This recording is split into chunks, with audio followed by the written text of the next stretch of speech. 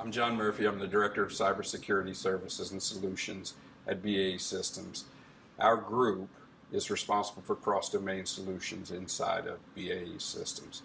We build products and services that go through strenuous testing from NSA and other accreditors before they're allowed to be deployed in DoD and/or intelligence community network architectures. The example that we're going to use today is somebody operating forward, be it a human, an airborne asset, or a land-based asset, capturing images and passing the images across from the low side to the high side and vice versa. This guard is a multifunction guard as well, in that it can handle email, XML, secure file transfers, XMPP chat, and many other functions, upwards of 100+ data types. The XGuard has the capability of taking imagery. As a use case, presume we have someone operating forward. Again, regardless of asset, that asset captures an image in Kabul.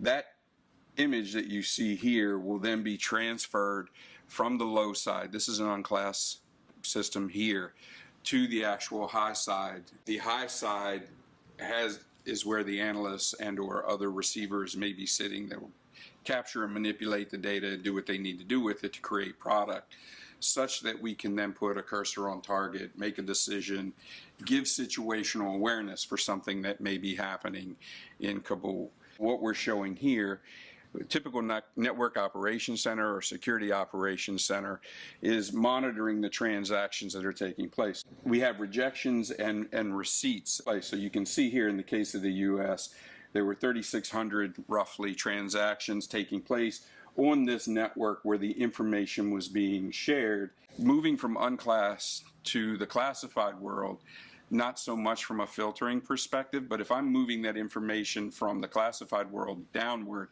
I'm doing heavy filtering from a sanitization perspective, looking for steganography, white on white, anything else, malware that may be embedded in a particular image, document, XML message, binary files, etc.